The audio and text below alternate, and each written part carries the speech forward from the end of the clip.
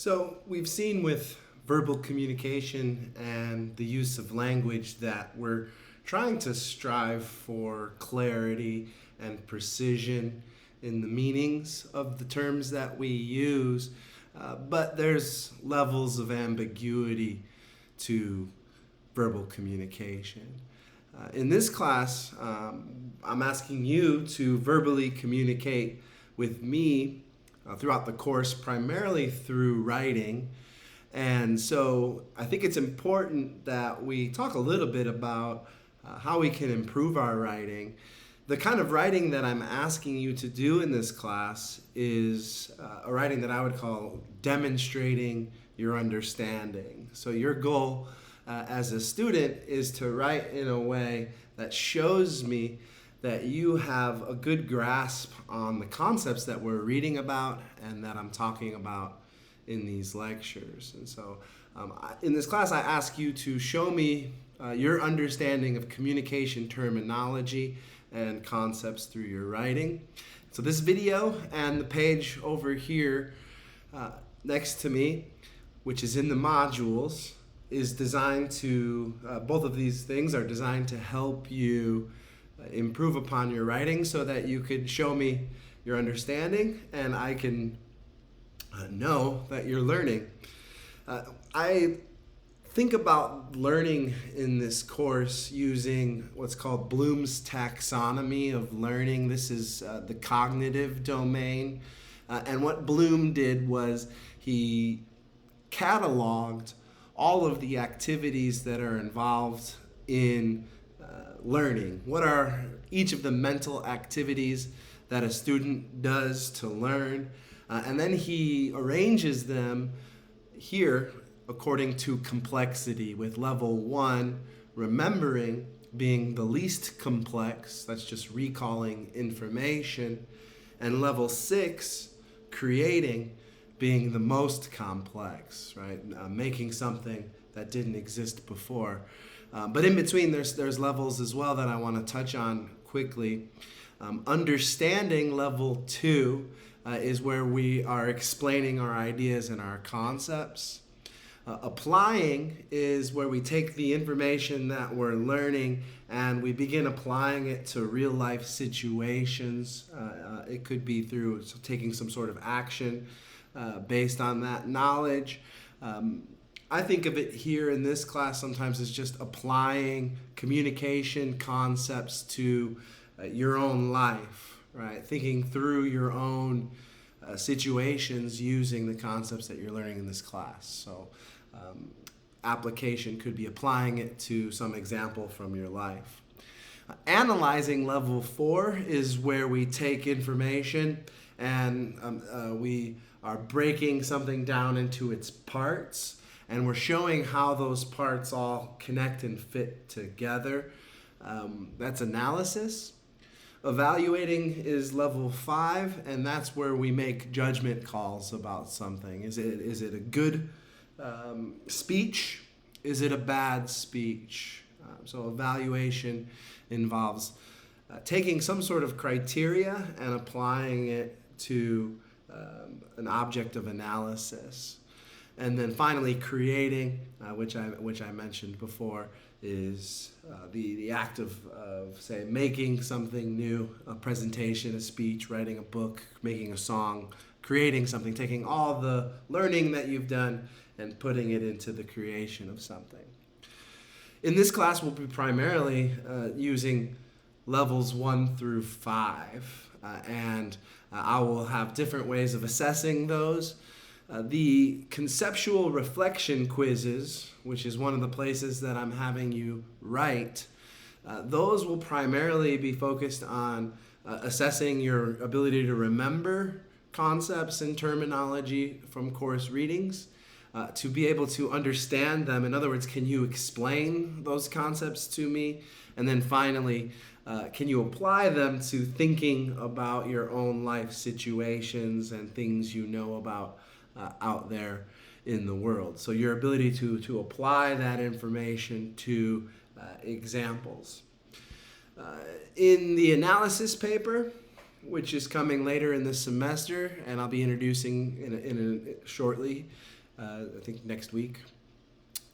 In the analysis paper, you'll be using levels 1 through 5, right? We've talked about the first 3 levels, but you'll also engage in analysis. You're going to take some sort of theory or communication concept, and you're going to use that to analyze an object of communication. And we'll talk much more about that when I assign the analysis paper. You'll also be evaluating an act of communication, assessing its qualities, and weighing in on whether it could be improved, perhaps.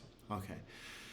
We won't be doing much creation this class, so we'll hit levels 1 through 5 in Bloom's taxonomy. In your writing, you need to be able to show me at least level 2 and level 3, your ability to understand and apply. As a reader, as I'm reading your writing, I'm trying to get a sense that you have an accurate, deep, and nuanced understanding of the terms and concepts. What I mean by a term for our class or a concept would be something specific that has a technical meaning that's important to our study. So, for example, the term haptics, which is nonverbal communication through touch, is one of our terms. And sometimes we're going to write about terms like haptics maybe in isolation. Say on a conceptual reflection quiz, I might say, what is haptics? And you'll write about that alone. But quite often we're writing about lots of different terms and concepts that are closely related to one another. And so it's important that when we're doing our writing, that we carefully explain the key parts of the concepts we are using in our writing, so that we're developing as students a nuanced view of communication, and also that we're demonstrating that view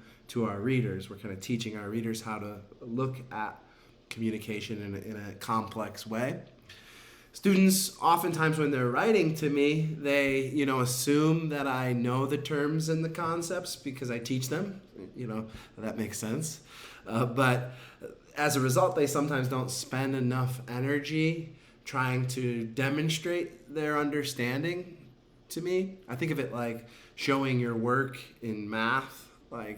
You have to spend the time to kind of connect the dots for me. So I can generally tell that a student is using terms correctly just by reading their sentences, but unless they are directly defining them, I have to kind of guess, and I don't really want to rely on guessing. So a good method for you as a writer is to kind of pretend that I'm new to communication studies, and that your job is to teach me about communication studies in your writing. So here, I want to try to break down what you're doing when you're defining your terms in your writing, and this will maybe help you be able to give a more thorough demonstration of your understanding. So let's talk first about just defining terms, and then I'll show some examples of how to do that. Purdue Online Writing Lab reminds us that a formal definition has 3 things in it. It has the term, the thing that is going to be defined. It has the class or object or concept or category to which the term belongs. What kind of thing is this term or concept? And then what are the things that make it different from other things? What are its differentiating characteristics that help us distinguish them from other things that are like it, or other things that are of its class? Why is it distinct? What makes it unique? So here's some examples that Purdue Online Writing Lab gives, and you can read more about this at that link. Let's say the term is water. It's a liquid, that's the class, made up of molecules, hydrogen and oxygen in the ratio of 2:1. So that's a good, clear definition. Comic books, the term, are sequential and narrative publications. That's the thing that's the category they belong to, or the class. And they're primarily concerned with consisting of illustrations, captions, dialogue balloons, and often focus on superpower heroes. Okay, and then finally, astronomy is a branch of scientific study. So, what class is it? Primarily concerned with celestial objects inside and outside of the Earth's atmosphere. So, those are three examples of definitions that use those three elements. As you are trying to explain to me that you understand what a term is, you should try to incorporate those three elements in your sentence, even if it takes multiple sentences to do that. But try to get it into one concise sentence. To do this, you're going to be paraphrasing your definitions. I don't want you to just make them up. These are technical definitions that come from our reading. So draw your definitions of the important terms in our class from our course readings, sometimes maybe from my lectures. I'm going to discuss the use of citation later in the semester in another video like this and on a page. And citation will be required for the analysis paper and for other assignments as the semester progresses. I'll let you know when that happens. But for now, just know that you should try to mention your sources. You should rely on paraphrasing from sources more than quoting from sources. Paraphrasing does a better job of showing your understanding, because what you're doing when you're paraphrasing is you are putting it into other words. You're essentially explaining what the sources wrote. When you quote, you're just kind of copy pasting it, and it doesn't show your understanding. It just shows you you remember these terms, or you could find them in order to copy and paste them. So paraphrasing is better, and over quoting is a problem in academic writing, so don't do it. So paraphrase. Paraphrasing is where you offer your own rendition of essential information and ideas that are expressed by someone else. And presented in a new kind of form. And you can read more about that at that link here. According to Defiance College, paraphrasing should have kind of 4 qualities. It should be original, it should be accurate, it should be objective, and it should be complete. Original, meaning you should make it fresh, put it into your own wording. Accurate, it should reflect what the original was communicating. Objective, it shouldn't infuse what you're paraphrasing with your own opinions or biases. And complete, it should include all the important ideas. It shouldn't leave some parts of it out that are important to understanding it. Watch this video. It gives you a good quick summary and example of what paraphrasing looks like, how you move from a source into your own paraphrased wording. So check out that video. And also at this link here, there's an activity that you can do where you read an original, and then you read 2 examples of that original paraphrased, and you say, which one of these does a better job at paraphrasing? And you can get a good sense of what quality paraphrasing looks like. In addition to paraphrasing frequently, lastly, be sure to explain and elaborate upon your definition. So you paraphrase the definition and then unpack the nuances of it carefully and methodically. In addition to paraphrasing, you can quote from a trusted source, but remember, again, quote sparingly. In most of the conceptual reflection quizzes, I'm not asking you to quote. However, you may want to use quotes in the analysis paper that's coming, and maybe in discussion boards. Offer citations when you're quoting. Proper formatting of citations, again, I'm going to talk about later. But right now, just make an attempt to name your sources. We'll talk about how to format that correctly later. Choose well-written and concise quotes. Don't take really long quotes. And if it's not well-written, it's not worth quoting. So paraphrase that if it's not well-written, and maybe don't even use that source. Don't take the quotes out of context or alter their original meaning. Don't overquote or use long quotes. Here's an example maybe of a good use of a quotation. In his book, The Wealth of Nations, Adam Smith writes, "Science is the great antidote to the poison of enthusiasm and superstition." It's nice and short. It's very artful, and it's better than I could write. So it's worth quoting something like that, perhaps. You could also even make that smaller and combine paraphrasing and quoting, and say something like, Adam Smith, who once called science, quote, the great antidote, challenged the ignorances of his day. So that's some paraphrasing there.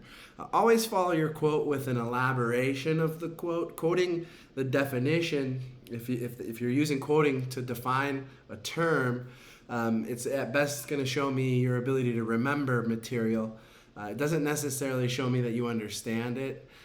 So be sure to explain the quote. Give an example. Follow up your definition, either from the paraphrasing or from the quoting, with an example. This is getting into higher level learning here.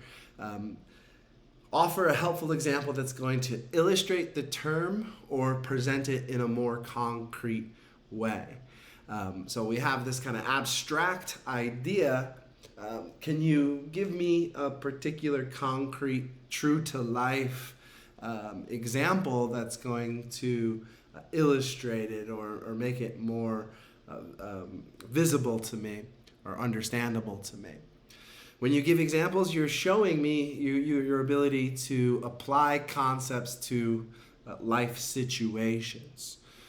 Sometimes you'll need to use quick examples in your writing, just something really quick and handy, and you're not really going to elaborate upon it. Other times you might use a single example extended throughout a whole section. Draw your examples that you're using from your experiences. That's really what I want to see in this class, you to connect material to your own life. You could also use other real-life scenarios that you've been a part of or witnessed or are aware of from current events. And you can use, also when you're writing, especially when you're just trying to be economical and quick, hypothetical examples, examples that are true to life but are made up. And it should be clear to your audience that this is a hypothetical example, not something you've observed. When they're not obvious or simple, you should explain or unpack your examples. So again, I want you to just spell things out for me to show your work, if you will, show your thinking as you're explaining terminology. So let's put it all together and practice using a term from our course readings, paralanguage, which is coming from the nonverbal chapter. Here's what the text says about paralanguage. We learned earlier that paralanguage refers to the vocalized but nonverbal parts of a message.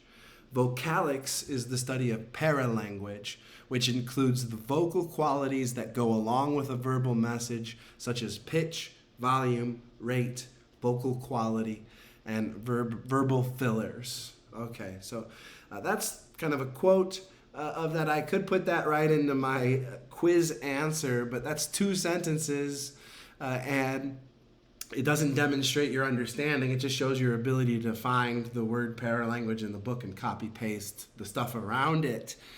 So I wouldn't want you to turn that in if I asked, what is paralanguage? I wouldn't want you to turn that in. I'd rather you do some paraphrasing, right? So here's an example of defining the term using paraphrasing. This is just my own paraphrasing of that text. According to our reading, paralanguage is a type of nonverbal communication that is made up of the nonverbal aspects of a spoken message, such as volume, tone, and emphasis. In that video up there, you're going to see they have a way of assessing whether it's good or whether the paraphrasing is good or not. So ask yourself after you watch that video, is this a good paraphrasing of what's above? Okay. Example of explaining and elaborating the definition. So now I've given my paraphrased single sentence definition that identifies the class. It's a type of nonverbal communication. And what makes it different from other types of nonverbal communication, its distinguishing characteristics are that it includes things, nonverbal aspects of a spoken message, such as volume, tone, and emphasis. By nonverbal, I mean, so I'm going to explain it now. I mean that although paralanguage is produced vocally by the voice, it does not get its meaning from language. Instead, it comes from the sound and the quality of the voice. So it's the vocals, but it's not the verbal message in it. It's the message that's sent by other qualities of the voice. For example, give an example now. If I urgently want someone to do an action, I could raise my voice while saying close the door or look over there.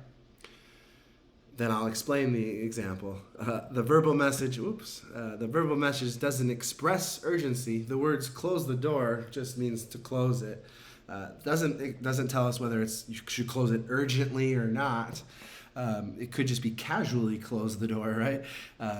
So the verbal message doesn't express the urgency, the volume does. And then I put it all together here for you as an example of what you might answer if I asked you in a quiz, what's paralanguage, or in the essay, if you were using the term paralanguage, this is what you might want to do to show me that you understand. So I hope this was helpful for you in your writing, and I'd like to see your writing improve over the course of the semester, so I'm going to be kind of upping the expectations as the semester goes for good written communication. Good luck.